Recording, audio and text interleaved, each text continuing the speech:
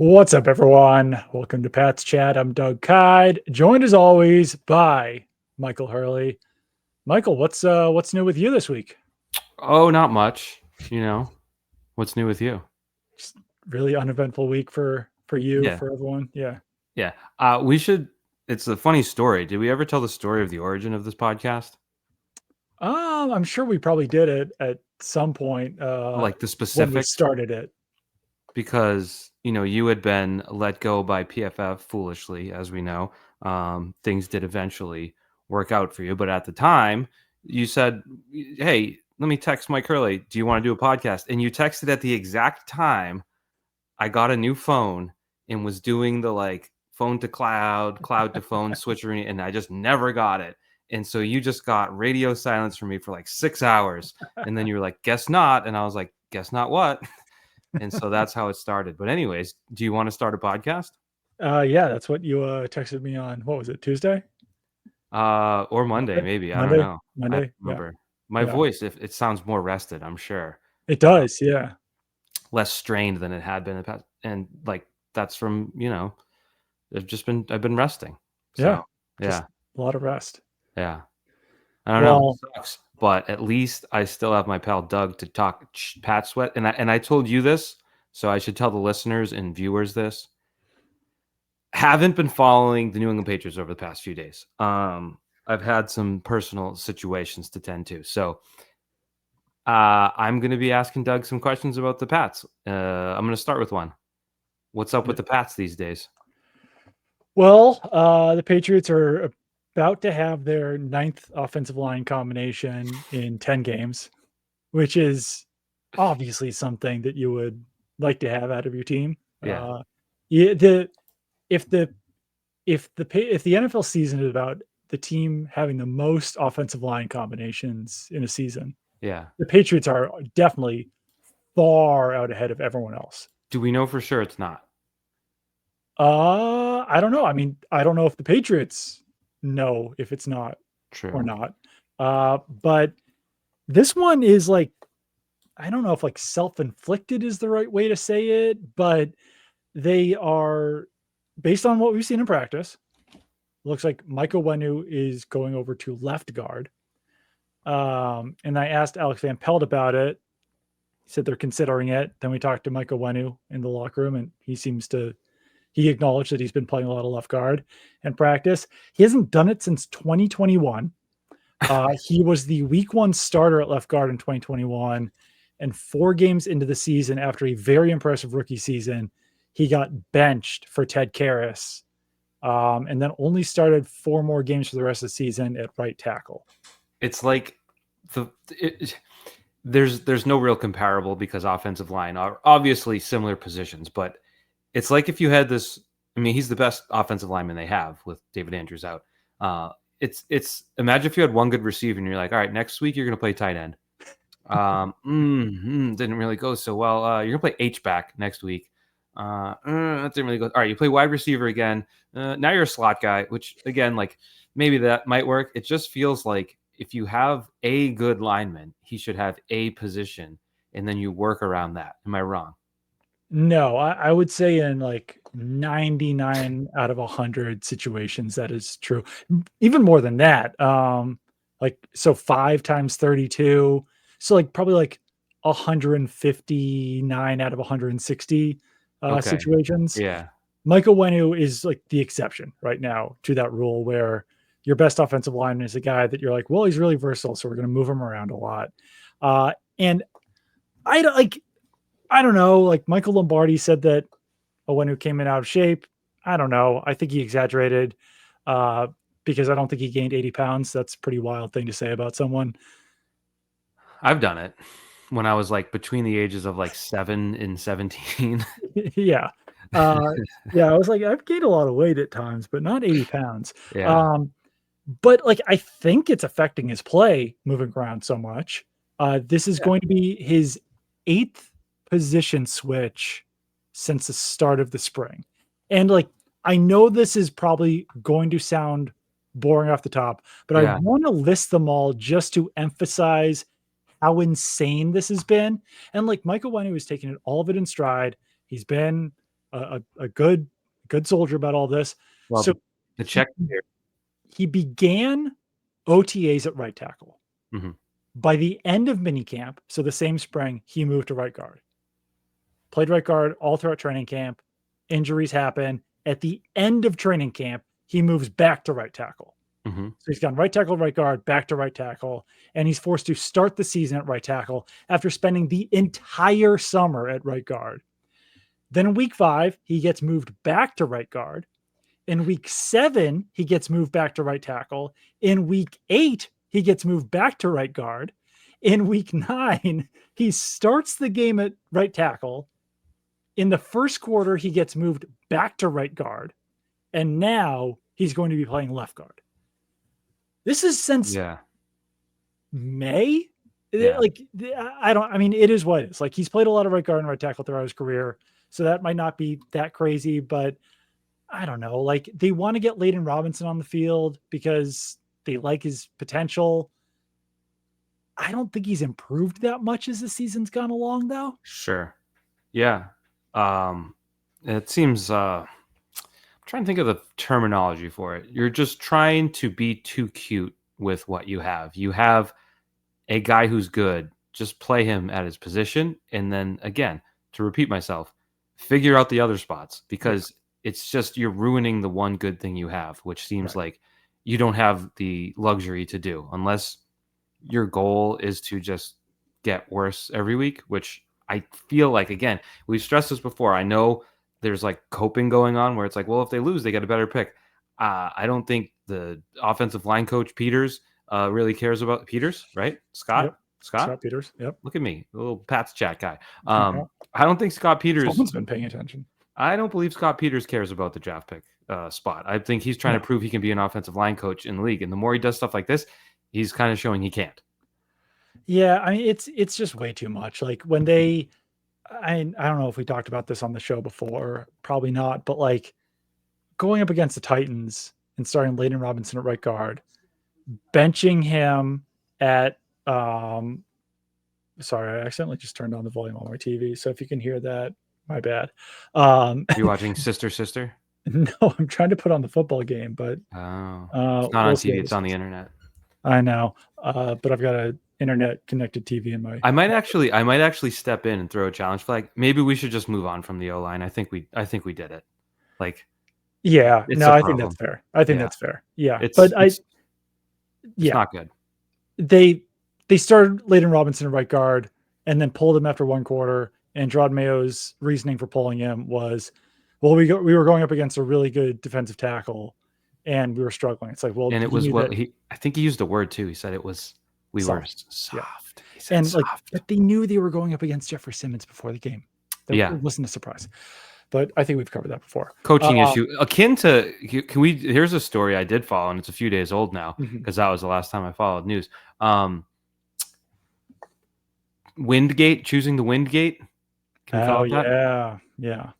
That's a move that just seems less acceptable by the day. The more you think about the fact that they went against the wind in overtime, and I know Drake Maye tried to backtrack and say, oh, it wasn't really the wind, it was on me. But he probably was a bit more honest when he was talking about it. That's crazy. Like, well, how do you? Yeah, Drake Maye was asked about it, and he said that the wind changed from the beginning of the game to overtime. And I was there. Were you? Did you have your anemometer out? Yeah, I did not. So I was on a plane as this was happening. I was flying back from Nashville, and I really wish I hadn't been on a plane because I would have done one of those hand raise things in the Zoom or whatever it is, and been like, how did it change? Like, how did that affect? Was there when did you realize it changed? What happened? But then I was also going on historical weather sites at that point to try to see wind direction if it changed on Sunday. But the closest I could get was the Nashville airport, which is not close. 15, 20 minutes away. And based on that, it changed from south to southeast, which I don't know. I mean, but it got to a ridiculous point where I'm on these sites trying to figure this out. But what they did, they kicked the same direction in the first quarter as they did in overtime. My only question here is that, like, they get to pick again at the start of overtime, right? They Right. don't just, like, decide at that point, "Well, you picked this way," like Right. but It's the winner yeah, usually picks the ball. yeah, The loser picks the side they want to defend. So it seems like a gaff. And you would think maybe though, maybe in one of those moments when Gerard Mayo's on the sideline, just kind of staring off into the sky, just thinking about life. Maybe he was looking at the flags and he was like, "Oh, they changed." yeah. But but but they didn't. Or, like, But maybe me they like, did. the other thing I and by the time, like, Mayo's talked again, it's kinda pointless bringing it back up, but, like, did whoever the player was on the field not Yeah. know that it changed? Was it Mayo who told him? Yeah. I guess we could go back to this, but it just seems pointless now at this point, but yeah. Maybe Mayo, during the game had his headset on because he's got other channels in there as he let us know, and was looking out and he was like, "Man, what is wind? Like, where's it come from? Where is it generated from?" And it just he got swept up in it. I was even trying to figure out I pulled up, like, Google Earth or satellite or maps or whatever, and so they kicked from north to south, which if the wind is blowing south, it makes sense. But then I was trying to, like, chart to see where Drake May threw the ball from and to see if he was throwing east to Okay. west or west to east. But then at that point, I was like, I'm going way too far with this. Yeah. Yeah. I would probably not do that. But again, this is past chat. We've got the legwork to do this. Like we're not just guessing here. Like Mm. I followed everything this week, as you know. So we are putting in the work. We've got Patriots Bears this week.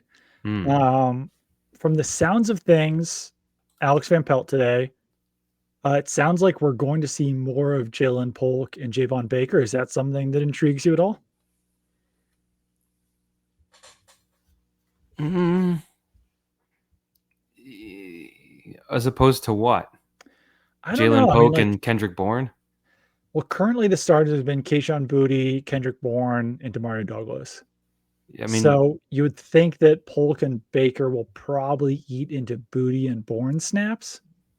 yeah, he's gonna eat in the booty.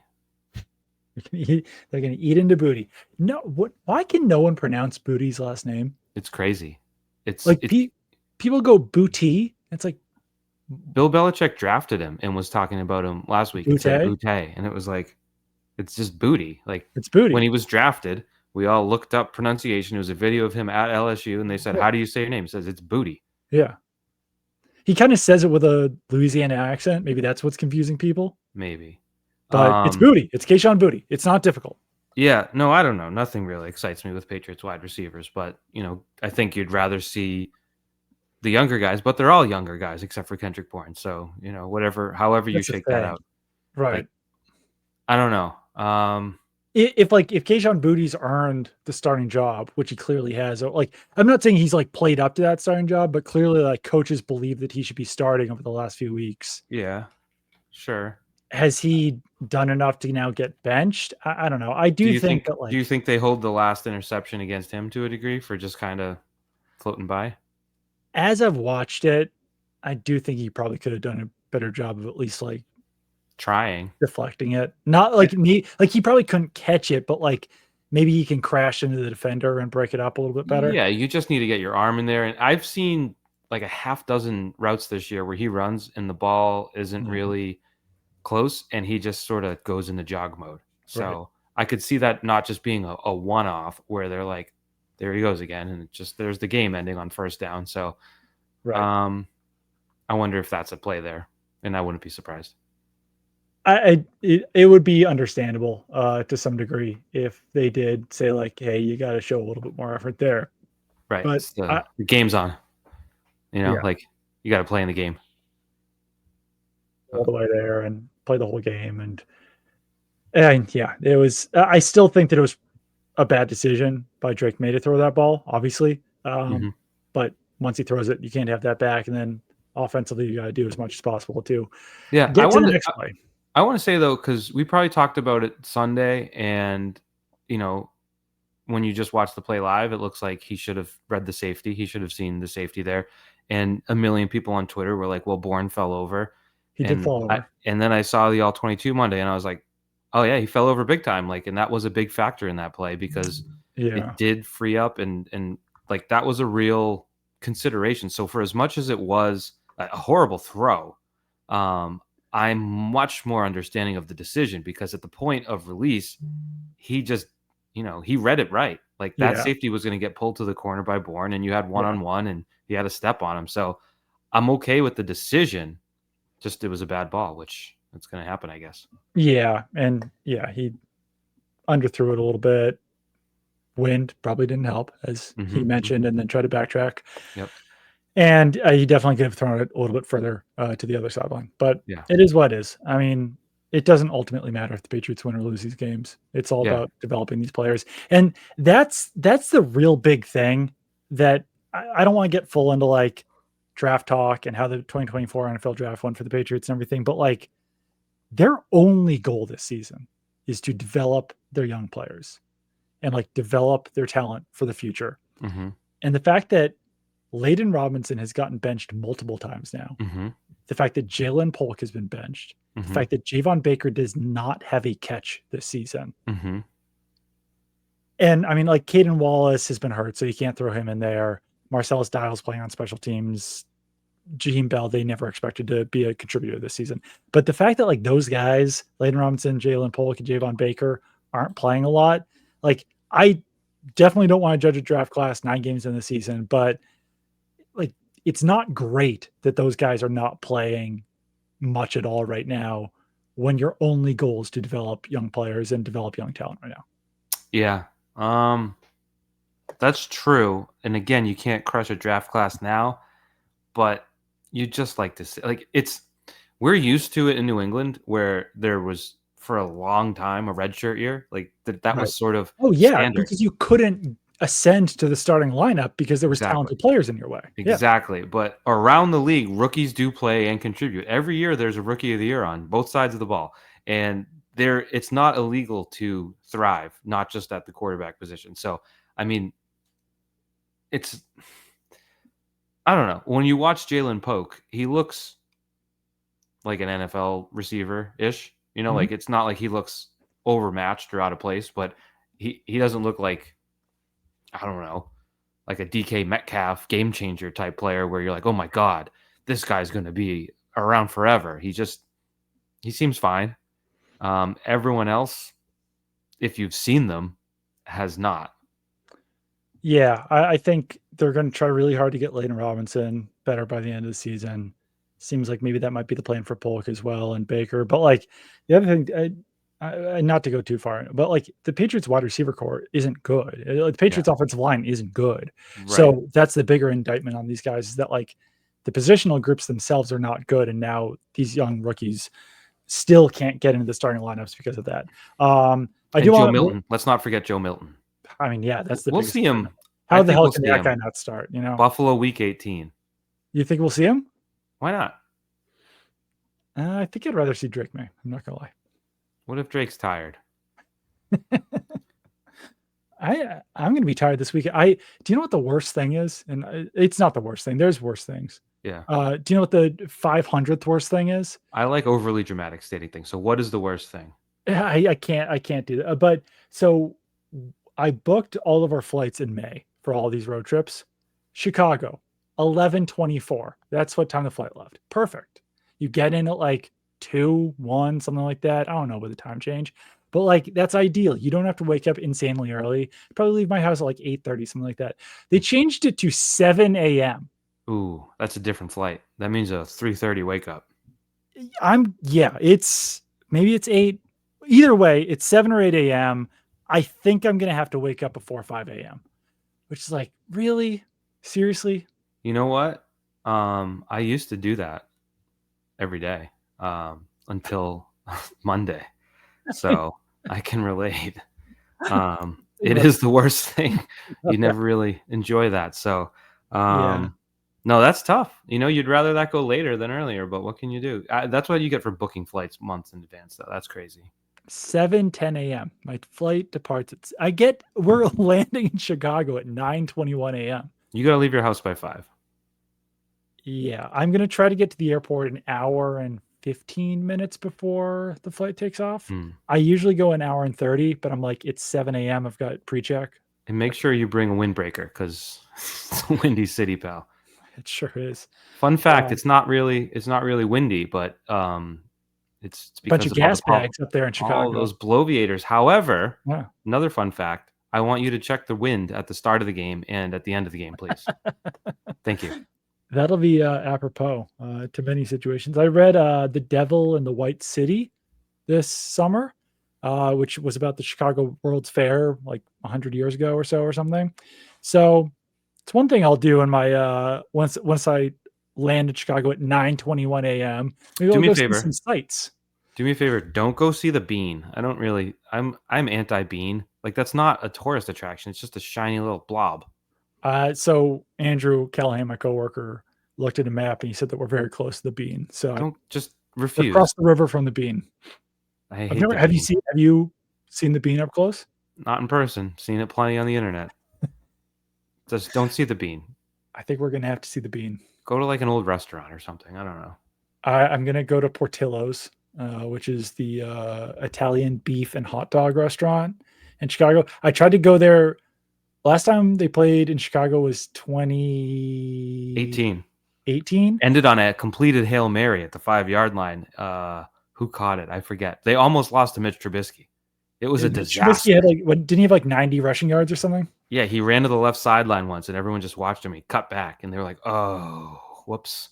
That game was almost a disaster. So me and a coworker from Nesson, not Zach Cox, one of our photogs, tried to go to Portillo's because it said it was open until like 10 p.m. or something. And we got there, and apparently only the drive-through was open till 10 p.m.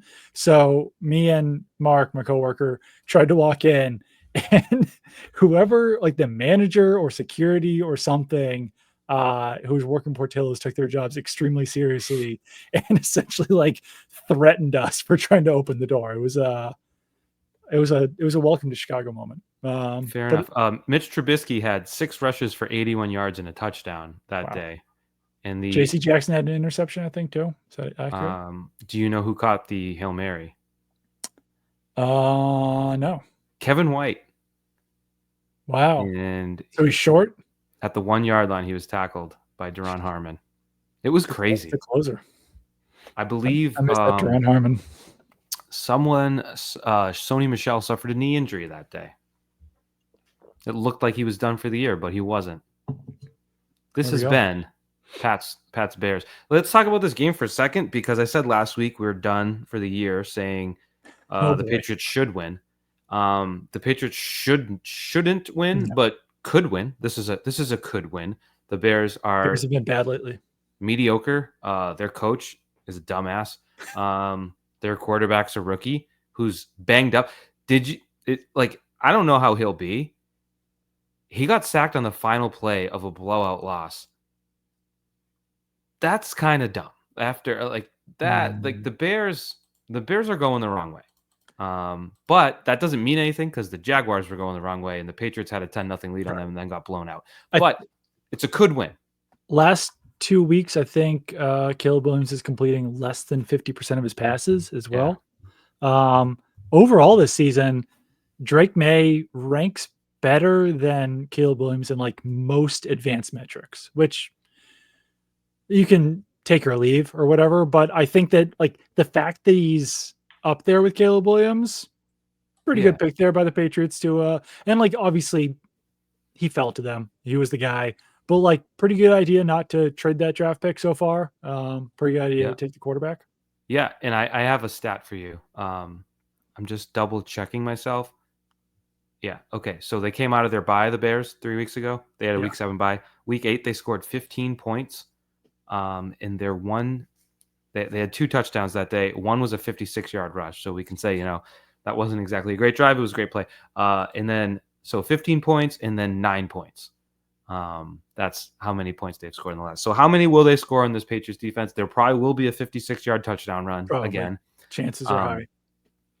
That's been a little bit of an issue. But I just think, I don't like them in any game, but this is one where, let's say we agree they're probably going to get a couple more wins just out of number wise, like it's hard to play that much without Possible. winning. This could be one, and just be ready for it. The run defense issue feels unfixable, right? Um, it like we would agree the personnel is not ideal. Without your best nose tackle, without your best middle linebacker, without your best safety, the personnel is a problem. There's plays where there's just nobody there. There are plays where it's not as if your backup middle linebacker is getting blocked. Right. There's plays where there's a hole 5 to 6 yards wide between the guard and the tackle, and there's nobody behind it. Right. And that theoretically is fixable.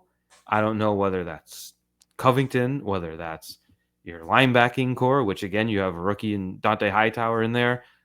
Some players are great, not great at coaching. We don't know that.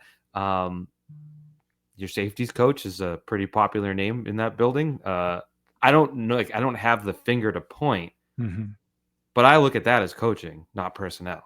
I think it's a little bit of both. I think that, like, I don't know. I don't know. The fact that Jelani Tavai actually played a pretty good game against Titans, but the fact that he hasn't been great this season has been a huge issue when you're also losing Juwan Bentley. I don't know how much he can do, but I think Sione Taki's got to be a little bit better than Christian Ellis in there. I got a problem with that. Taki played decently against Titans, but he only played 12 snaps. But he wore number 16, and that's just ridiculous. That's ridiculous for a linebacker to wear. It makes no sense at all. Explain that. Explain one good reason why a linebacker should wear 16. I think he wore it in college, but even that is not a good excuse. Yeah, I shouldn't even say it because it's going to be like his deceased mother's favorite number, and then I'm an idiot. But you get my point. It doesn't fit. I think I understand wanting to have a cool either like single digit or teen number at certain positions, but like if I was a linebacker, I would be like, my number is 55. Right. I want big blocky 5, something in the 5s. I want 50, fine. 55, 51, 50, 52, 54, 58, 59. Not 57. That's not good. 57 is not a great number. 53 is fine. Yeah. I think 55 is the most elite linebacker number, in my opinion. But yeah, like you want like a 5 something. You want a number in the 50s. You need a 5. 16 is not as good. I mean, there's another issue DeMarcus Covington talked about today. Other than Christian Gonzalez, the Patriots cornerbacks, we've talked about this a lot. Like Marcus Jones is not ever going to be bigger than 5'8", 175 pounds.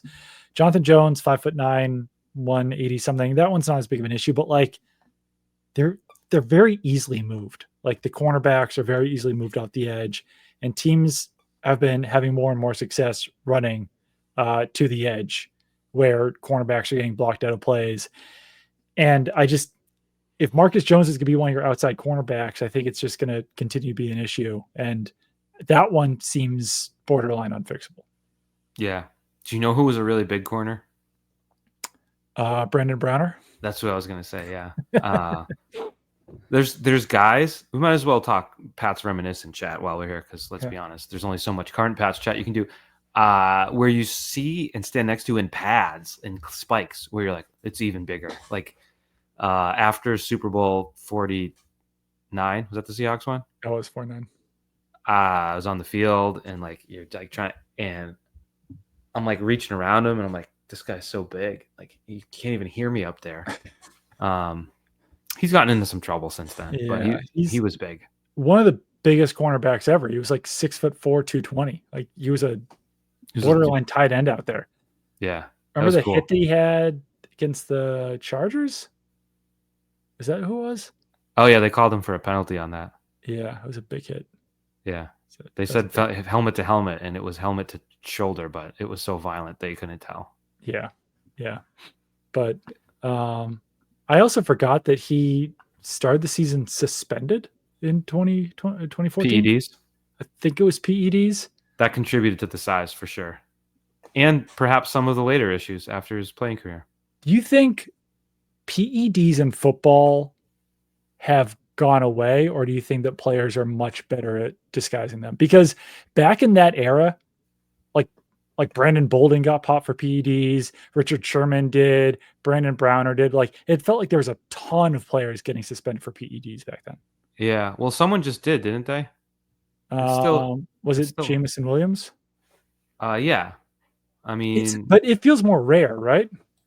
you're probably right. That was a different time. That was the Roger Goodell Game of Thrones picture on Sports Illustrated where he was big badass, loved suspending people. So he's definitely lessened that Yeah. import. So, but it's a fair question. I don't know.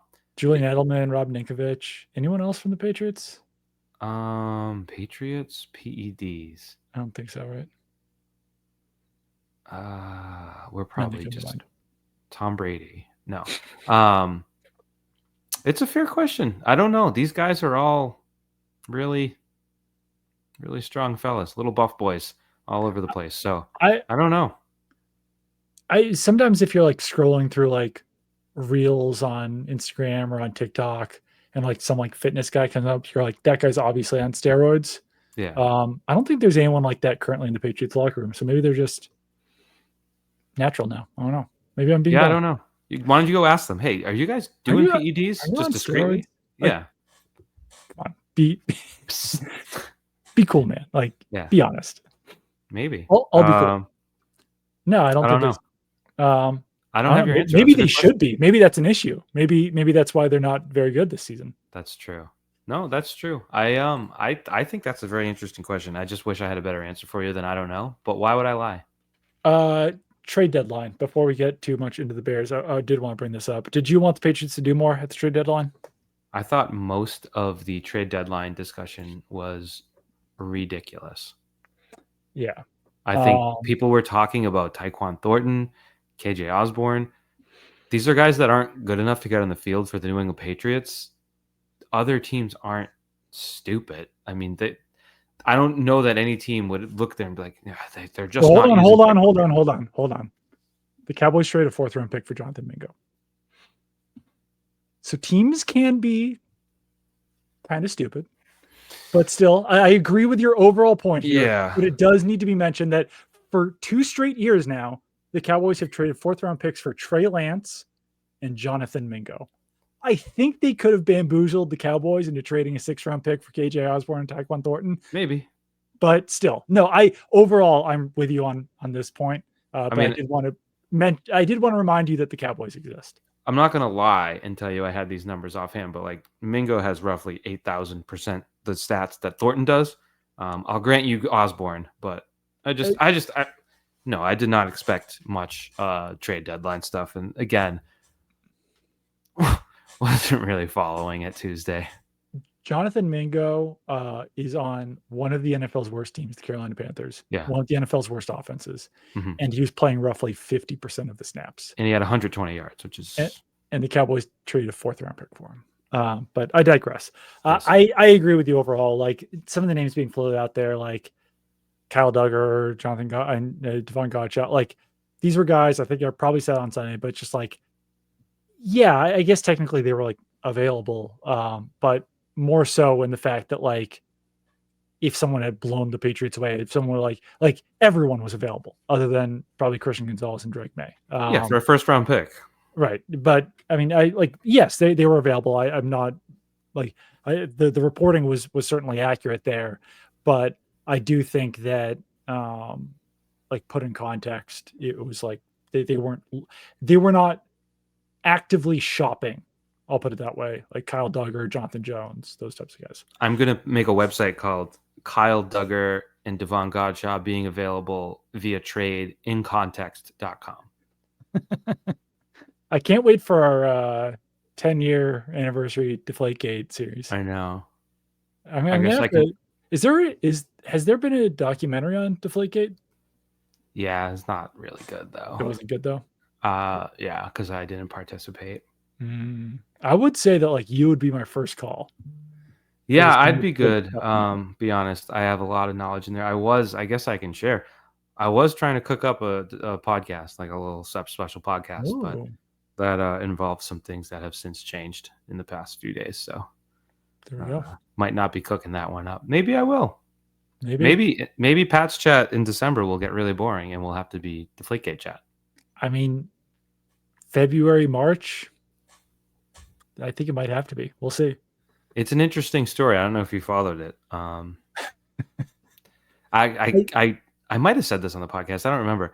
I had a plan. No, I think I did tell you, but I'll say it again. I had a plan because they played in November of that year against the Jets, and that was when they found Ballboy text message, and it was the Ballboy to his girlfriend saying Tom was right. They're supposed to be 13, Mm-hmm.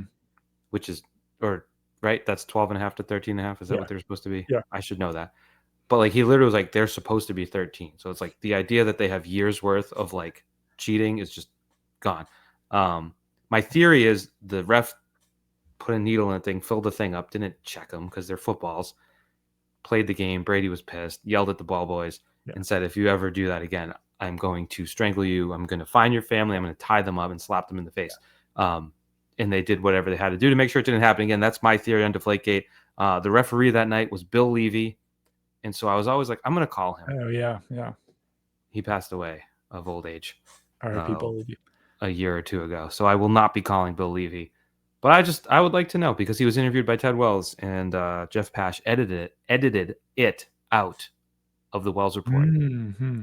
Hence the need for the Wells Report in context. I think I mean I don't know any of those. My theory is that the ball boys did bring the footballs in the bathroom, perhaps checked that they were at the level that Tom Brady wanted them to be, and weren't lower. And it explains why they deflated in the cold. Well, no, I think the story is, Doug, and this is a theory. I think the story is the antidote to the NFL illegally overinflating balls was to take matters into your own hands and make sure they were willing. Like the idea that they were deflating them to the point of being soft and squishy, like Nerf balls, was always so foolish and idiotic that it drove me insane for several years. But I'm happy to say I've made it through to the other side now, and I'm not insane. No, we're not hung up on this still at all. 10 years later, I got a breaking sports news. It looks like Joe Burrow hurt his wrist again. Ooh, brother. I'm not really watching, but they're doing a lot of this. Yeah, I mean, first of all, I think the NFL was probably going to like be very harsh on the Patriots in general about whatever was happening. Mm-hmm. I also do think the Patriots probably could have like handled the post, like they probably could have handled it a little bit better in retrospect. So like Brady's press conference, that was like a focal point of the Apple TV series, and it was like blah blah blah. There's like two things they didn't factor in. One is like he didn't want to throw these low level employees just under the bus and be like, I don't know, ask them, they handle the balls, which he could have done, which someone like Peyton Manning would have done because Peyton Manning, not a cool guy. But secondly, he had to make sure he didn't get suspended for the Super Bowl. That is fair. So he had those two things balancing while like trying to be up front, and he couldn't even like what I said. If he said in November they were jacked up like crazy, so I don't think he. I think also by that point, like it became immediately clear after the Colts game that the NFL was going to blow this completely out of proportion. No pun intended. With what about our hero? What's up with our hero?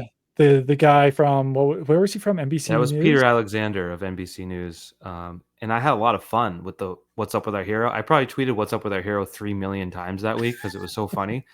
And then I get on the plane to Phoenix and sit next to a guy who introduces himself as Peter Alexander from NBC News. And I'm like, oh, what are the odds? And he goes, what's your Twitter? And I was like, probably like as an adult, you don't get embarrassed a lot.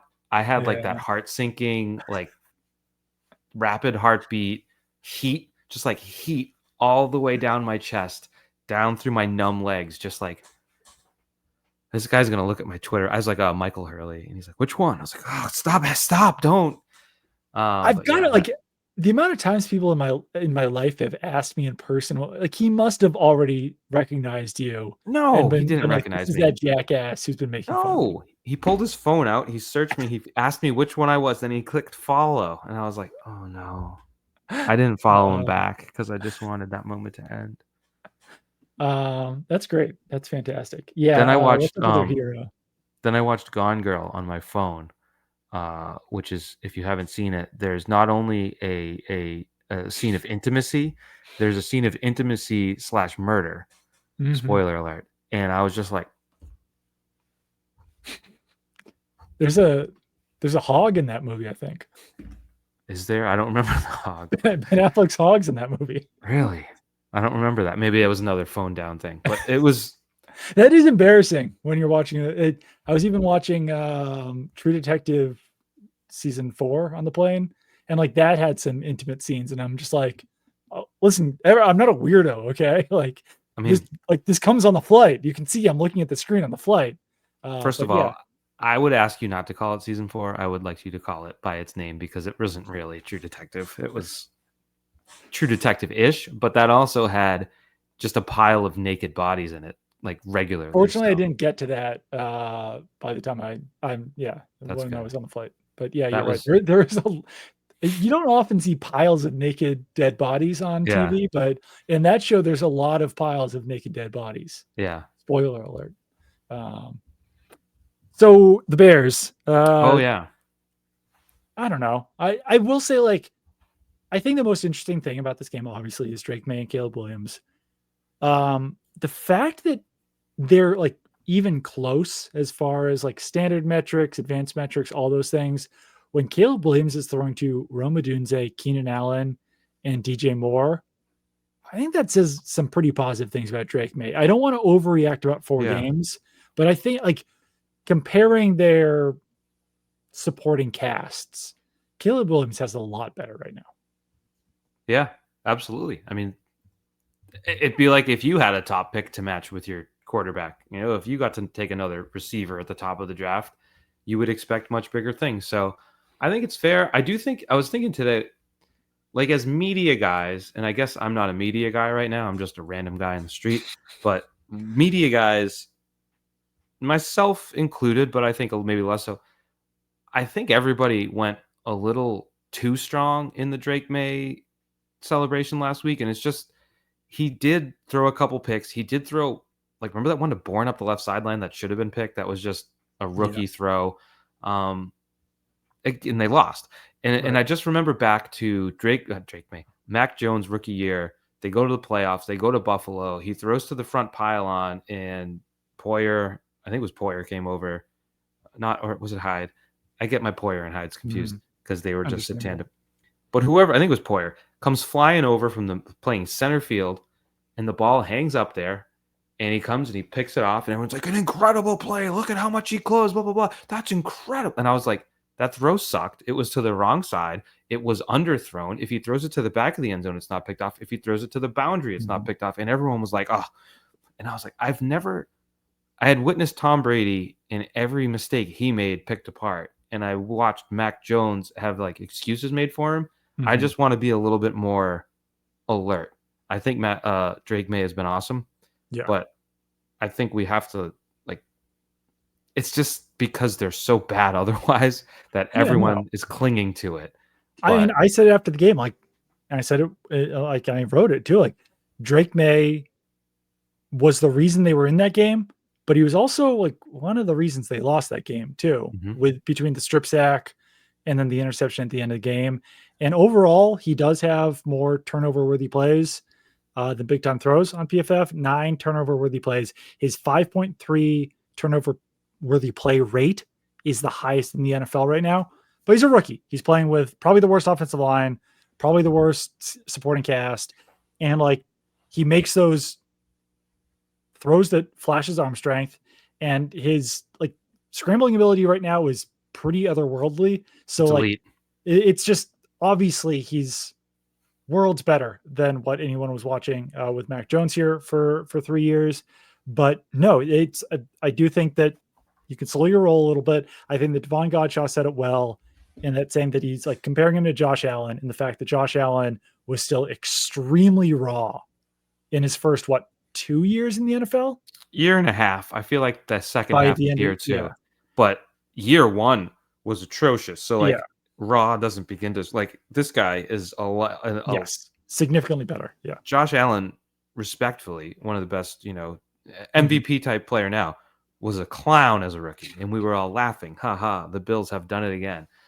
So he is sort of in a different level. But that is encouraging that Drake Maye is not a clown, because then it No. would be a tougher sell on Josh Allen 2.0. Yeah. And I'm not criticizing. Like, fans should go nuts over it. Fans Yeah. should get excited about it, because what else do you have to get Right. excited about? Nothing else.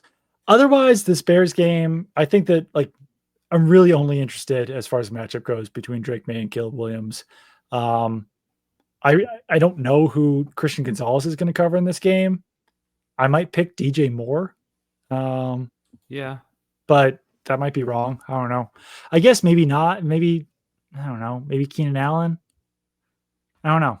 There's It's tough games to say. where it makes sense for him to just shadow somebody, and there's games where it makes sense for him to cover multiple people. Maybe It with a might be a rookie, multiple people guy. Yeah. I think with a rookie quarterback, it might be a smart move to sort of move him around. I have accused them of being too cute with him in the past, but I think in this case, where you've got 3 good receivers and a rookie quarterback, you might want to mix it up. That way, you don't want Caleb Williams to ever get comfortable with what he's looking at before the snap. Maybe Odunze. I don't know. Odunze's the biggest guy.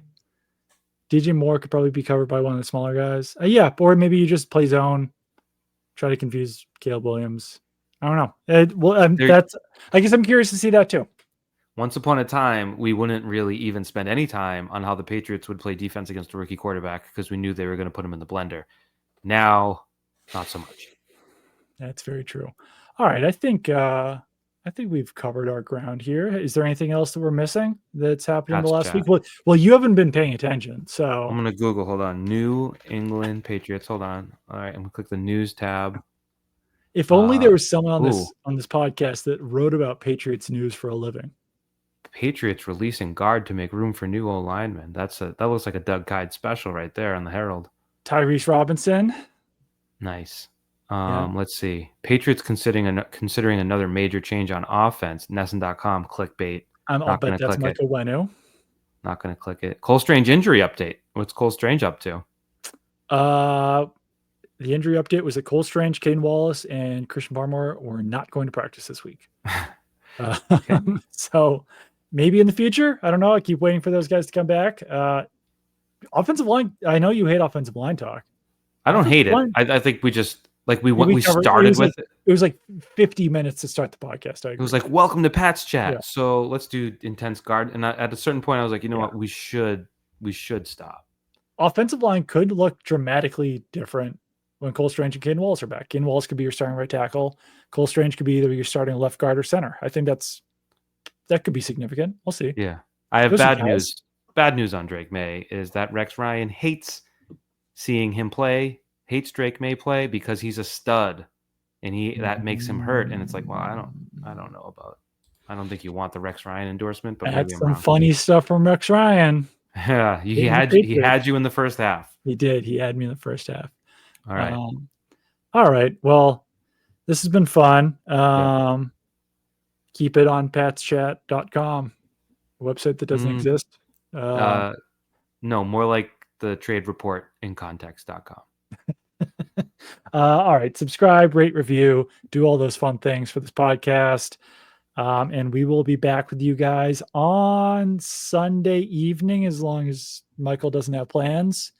We'll be coming to you from a Marriott property in Chicago proper. Nice. We'll be coming to you from the Home Alone house in Chicago. Do it from the Bean. We'll be coming to you live from the Bean in Chicago. At least now, when you go see the Bean, you're going to be like, Mike Hurley thinks less of me now. I'm just going to tweet a bunch of pictures at you of the Bean. I will. I won't see. Well, maybe I will by then. I had to take Twitter and Instagram off my phone this week because the aforementioned changes. I had like nothing to do Tuesday except literally like doom scroll. I learned doom scroll to the degree that I was like, I'm going to need to be more productive with my time on this earth. So right now I'm on a little social media break, except for Facebook, which not a lot of action on there. What's your great aunt up to? No, I usually go to Marketplace and see what's kicking around, like couches. Right now it's all drums and couches. Nice. Some guitars. So that's how I waste my time. I've been scrolling through. It's very old school. I don't have TikTok on my phone because I got like addicted to TikTok of scrolling on it. But now I just do the same thing on Instagram. Yes, but like I don't get as addicted. I don't think the I videos are do. as good. I It's um I don't know, Wednesday, maybe it was like, I mean, not to be over dramatic, but there's a little depression when your yeah, radio job disappears. And absolutely. I'm just in bed and I have an alert like 45 minutes a day, Mhm. shut it off. I always buzz through it. I wasn't even out of bed yet. It's like, you're about to hit your limit. And I was like, oh boy, it's like 7 in the morning. Yeah. So but Instagram used to be to see your friends' pictures. I Mhm. never see my friends' pictures anymore. I Yeah. see strangers' stupid videos, and there I Yeah. am like, "Ooh, that guy hit his head on the door. That guy farted in a stairwell." And then all of a sudden, it's 40 minutes later. It's not Yeah. good. Yeah. It's not good. All right. Well, we will be back with you guys again on Sunday. Appreciate you guys listening. Thank you. Goodbye.